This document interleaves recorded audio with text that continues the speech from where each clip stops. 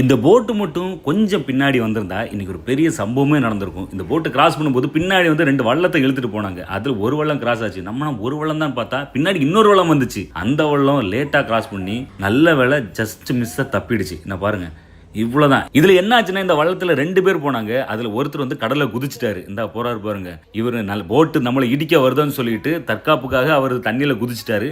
இப்போ அவர் நீந்தி நம்ம போட்ல தான் பின்னாடி வந்து ஏற போறாரு. அதுக்கப்புறம் அவர் வந்து சேஃபா அவரோட வள்ளத்திலே நம்ம கொண்டு விட போறோம்.